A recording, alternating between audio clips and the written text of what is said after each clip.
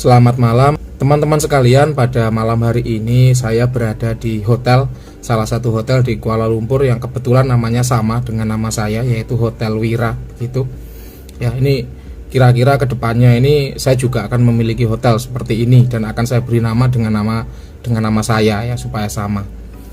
Nah, teman-teman sekalian, pada kesempatan kali ini saya ingin membahas ya tentang bagaimana cara melakukan afirmasi melalui visualisasi energi. Untuk itu ya, sebagai alat peraga, sebagai alat bantu, di sini saya sudah membawa ya salah satu azimat, yang mana azimat ini tidak mengandung kodam di dalamnya, melainkan hanya mengandung energi ya. Nah, suatu azimat baik itu mengandung energi saja ya, atau biasa para praktisi supranatural menyebutnya dengan tulpa ya. Jadi baik itu mengandung energi saja ataupun mengandung kodam di dalamnya, maka Anda tetap bisa mengakses tuahnya melalui visualisasi energi ya. Di sini nanti akan saya beri contoh secara langsung untuk memudahkan pemahaman Anda sekalian saat melakukan afirmasi melalui visualisasi energi. Contohnya, kita akan kupas satu persatu ya. Contohnya kita mulai dari azimat pengasihan dulu. Ini yang paling populer atau paling banyak dicari oleh para pemahar. Misalnya ini adalah azimat pengasihan. Misalnya ya, di dalamnya mengandung sesosok kodam pengasihan. Maka ketika Anda hendak mengafirmasi, melakukan afirmasi, maka caranya seperti ini. Silahkan bendanya digenggam. Oh, jatuh ya. Silahkan bendanya digenggam ya, azimatnya digenggam. Kemudian panggil khodamnya untuk hadir. Wahai khodamku yang bernama siapa namanya ya, hadirlah, penuhi panggilanku. Hadir, hadir, hadir. Setelah hadir, kemudian genggam vesselnya seperti ini. Kemudian Anda sampaikan apa yang menjadi keinginan Anda. Contohnya, saya ingin aura saya menjadi bagus, menjadi baik, menjadi indah, sehingga ketika lawan jenis melihat saya, dia menjadi tertarik. Contohnya adalah itu. Maka kemudian Anda visualisasikan energi pengasihan dari azimat itu ya, dari azimat yang Anda genggam tadi ya, Anda visualisasikan energinya dari sini itu mengalir pelan-pelan menyelimuti tangan Anda, kemudian menyelubungi kepala Anda, badan Anda, dan seluruh tubuh Anda secara merata, sehingga aura yang Anda miliki ya itu menjadi indah ketika dipandang oleh lawan jenis ya. Biasanya aura-aura pengasihan itu berwarna biru-biru agak hijau, biasanya begitu. Nah, itu contohnya untuk azimat pengasihan.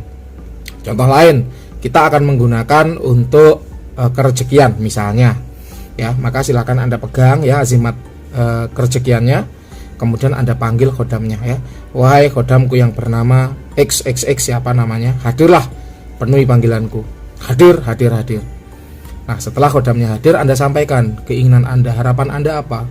Misalnya begini, wahai khodamku, bantu aku untuk merubah auraku menjadi aura yang lebih hoki. Misalnya, hoki itu keberuntungan ya, keberuntungan, sehingga apapun yang kita lakukan itu menjadi kemungkinan besar itu berhasil. Itu hoki ya.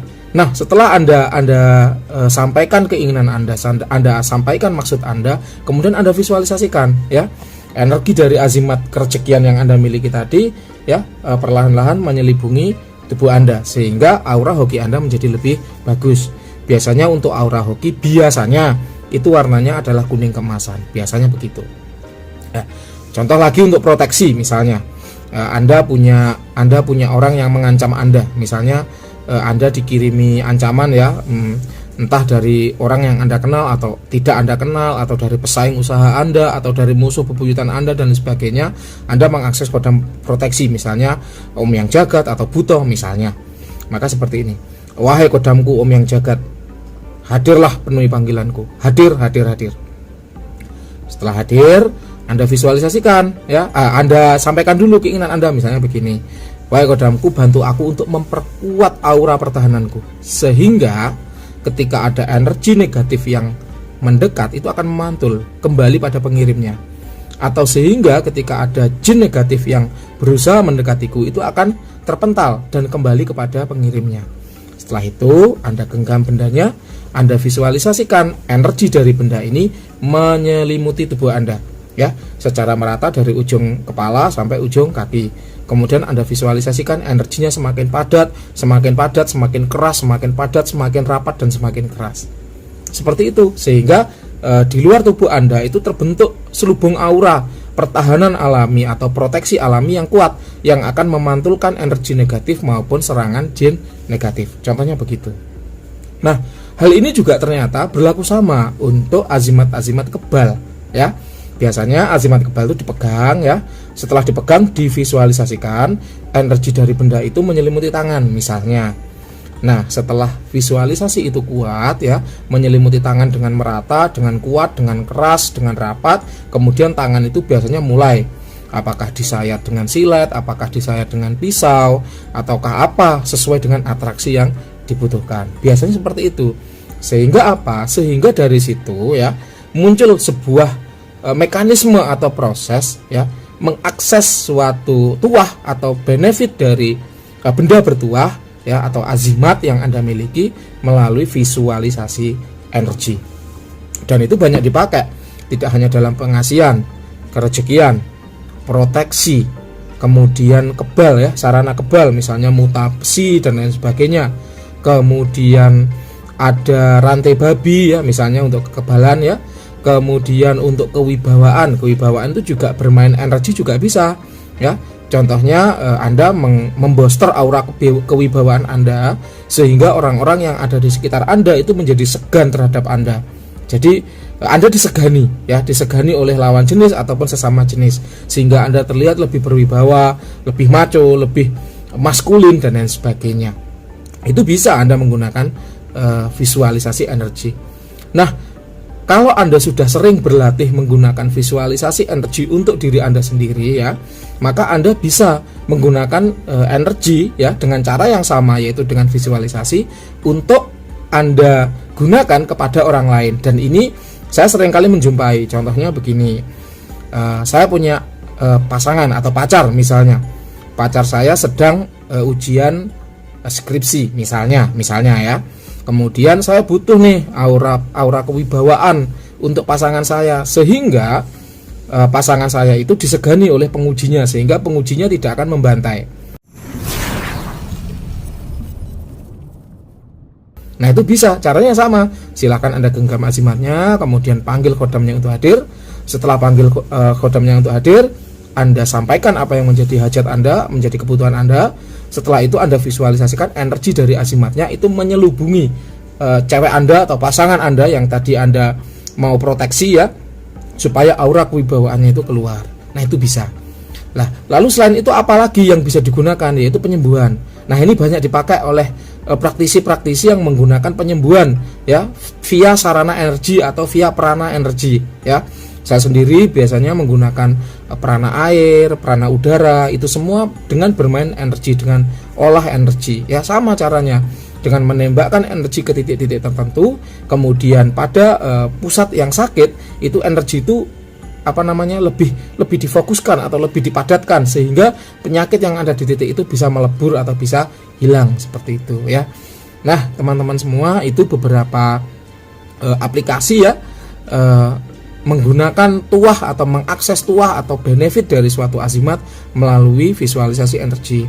Jika Anda bertanya-tanya kenapa kok melalui visualisasi, ya, apakah energi itu memang hanya ada di visualisasi kita, apakah energi itu hanya ada di gambaran kita, sebenarnya nyatanya tidak ada, ya, misalnya, maka jawabannya adalah begini. Bagi pemula, ya, energi itu bergerak dengan visualisasi. Anda bisa menyaksikan sendiri pada film-film tenaga dalam, ya. Misalnya kalau di Indonesia itu tenaga dalam namanya. Kalau di Cina namanya juga tenaga dalam, misalnya pada film-film kungfu misalnya, ya. Kemudian kalau pada film kartun, ya, misalnya kalau Naruto itu disebut dengan cakra, ya. Itu juga dengan visualisasi. Ketika pertama kali mengolah cakra, mereka memvisualisasi cakra itu bergerak ke seluruh tubuh mereka. Kemudian pada film Hunter x Hunter di bagian arena surga, ketika mereka diaktifkan nen itu juga tenaga dalam, maka juga menggunakan visualisasi untuk menggerakkan energi itu, ya. Dan masih banyak film-film yang lain, ya, yang menggunakan konsep-konsep tenaga dalam. Nah, kenapa kok saya menggunakan acuan film? Karena film itu dibuat berdasarkan teori yang nyata ya. Jadi film itu tidak hanya sekedar fiksi dan angan-angan, melainkan juga ada teori-teori nyata di situ. Contohnya yaitu tadi film Shaolin misalnya dengan menggunakan tenaga dalam, film kungfu, kemudian film-film kolosal zaman dulu itu semua menggunakan konsep tenaga dalam, yang mana tenaga dalam itu pada awalnya atau pada mulanya bergerak dengan visualisasi energi. Jadi ketika pikiran kita memvisualisasikan energi itu bergerak dari pusatnya, yaitu misalnya dari tiga jari di bawah pusar ya, atau bisa disebut dengan solar plexus, misalnya bergerak ke atas, maka energi itu akan mengikuti gambarannya bergerak ke atas. Dalam film Avatar contohnya pada saat Zuko belajar untuk mengalihkan petir, di situ pamannya mengajarkan dengan menggunakan aliran nafas ya, aliran nafas. Kemudian dari aliran nafas itu dibayangkan atau divisualisasikan energi itu masuk lewat tangan kanan, kemudian turun ke perut ya, tiga jari bawah pusar, kemudian keluar lagi melalui tangan kiri. Nah itu contohnya, dan itu bisa Anda buktikan secara nyata melalui teori-teori yang ada ya. Jadi memang energi itu bergerak dengan visualisasi. Nah kemudian teman-teman sekalian, setelah nanti Anda menjadi terampil ya mengolah energi, Anda menjadi seorang master mengolah energi, Anda menjadi pakarnya mengolah energi, apakah itu kundalini, reiki, kemudian tenaga dalam ya, kemudian chi dan lain sebagainya lah, banyak itu namanya di Indonesia ya, apapun itu boleh ya. Misalnya ketika Anda sudah menjadi master, maka Anda tidak membutuhkan visualisasi lagi. Kenapa? Karena Anda sudah peka terhadap energi, bisa merasakan keberadaan energi, dan bisa menggerakkan energi sesuka hati. Kenapa? Karena sudah terlatih ya. Memang pada saat awalnya atau pada saat pertama kali melakukan pergerakan energi, menggerakkan energi itu susahnya bukan main. Tapi kalau kita sudah terbiasa melakukannya, maka itu menjadi mudah. Bahkan seringkali itu menjadi otomatis. Jadi ketika kita berpikir tanpa kita melakukan olah fisik apapun, tanpa melakukan gerakan apapun, energi itu sudah bergerak dengan sendirinya. Itu contohnya ya. Demikian teman-teman semua sekiranya yang bisa saya sampaikan tentang cara melakukan afirmasi, cara mengakses tuah atau benefit dari suatu azimat ya melalui olah energi. Apabila teman-teman memiliki pertanyaan atau sesuatu yang belum jelas, boleh Anda ketik di kolom komentar ya. Nanti akan saya balas, atau Anda boleh mengirim pesan langsung kepada saya melalui aplikasi WhatsApp di nomor 08533 0-nya 4 kali 442. Sekali lagi di nomor 08533 0-nya 4 kali 442 ya. Saya juga memiliki satu grup free ya, khusus gratis bagi Anda yang ingin join di komunitas kami di Padepokan Sengkelat ya. Boleh ya, gratis, caranya dengan mengirim nama lengkap dan alamat kepada saya di nomor WhatsApp tadi ya. Baik teman-teman semua, terima kasih telah menyimak video ini sampai akhir ya. Tetap dukung kami ya, tetap dukung kami supaya video kami tetap eksis, supaya kami tetap bisa mengulas materi-materi yang lain, tetap bisa mengulas pengalaman-pengalaman yang lain dengan cara menekan atau mengklik tombol subscribe yang ada di bawah video. Terima kasih, selamat malam, sampai jumpa di channel-channel berikutnya.